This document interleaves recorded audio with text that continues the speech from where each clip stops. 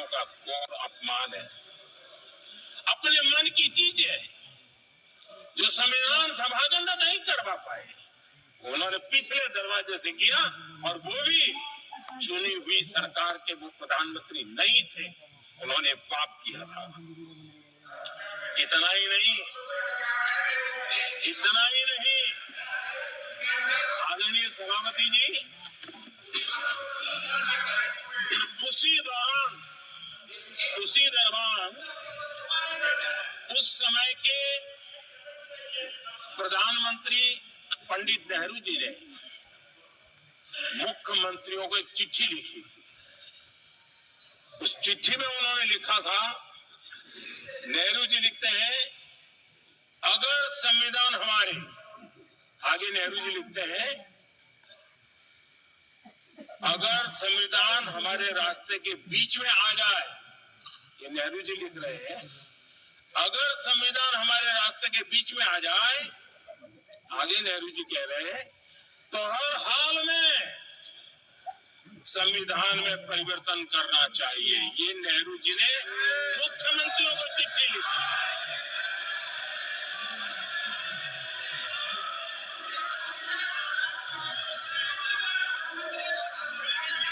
और आदरणीय सभापति जी, ये भी देखिए, 1951 में ये पाप किया गया, लेकिन देश चुप नहीं था। उस समय राष्ट्रपति डॉक्टर राजेंद्र प्रसाद जी ने चेताया, ये गलत हो रहा है। उस समय स्पीकर पद पर बैठे हुए हमारे स्पीकर महोदय ने भी पंडित जी को कहा, गलत कर रहे हो। इतना ही नहीं, आचार्य कृपलानी जी, जयप्रकाश नारायण जैसे महान कांग्रेसी लोगों ने भी पंडित नेहरू ने कहा कि ये रोको, लेकिन पंडित जी का अपना संविधान चलता था, और इसलिए उन्होंने इतने वरिष्ठ महानुभावों की सलाह मानी नहीं, और उसे भी उन्होंने दरकिनार कर दिया। और आदरणीय सभापति जी, ये संविधान संशोधन करने का ऐसा खून कांग्रेस के मुंह लग गया कि समय समय पर वो संविधान का शिकार करती रही। ये खून मुंह पे लग गया। इतना ही नहीं, संविधान के स्पिरिट को लहू लहान करती रही। आदरणीय सभापति जी, करीब 6 दशक में 75 बार संविधान बदला गया। आदरणीय सभापति जी,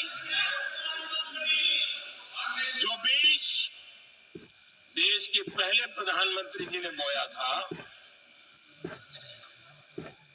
उस बीज को खाद पानी देने का काम एक और प्रधानमंत्री ने किया। उनका नाम था श्रीमती इंदिरा गांधी।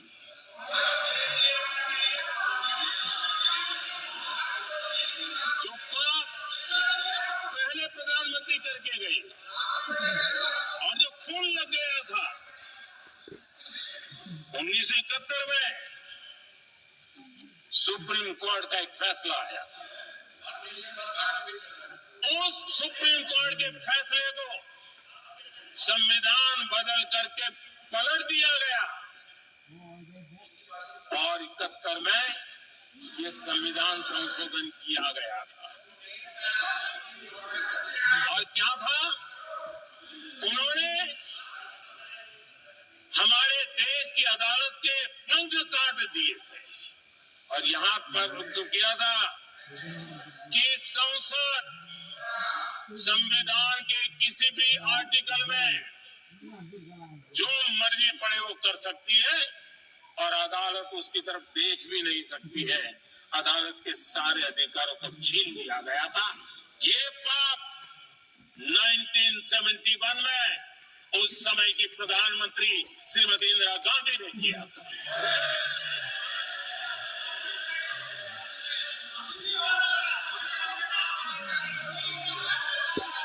और इसने, इस परिवर्तन ने इंदिरा जी की सरकार को मौलिक अधिकारों को छीनने का और न्यायपालिका पर नियंत्रण करने का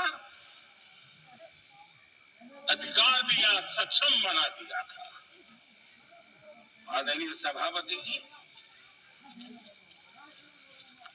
खून मुंह पे लग गया था, कोई रोकने वाला था नहीं।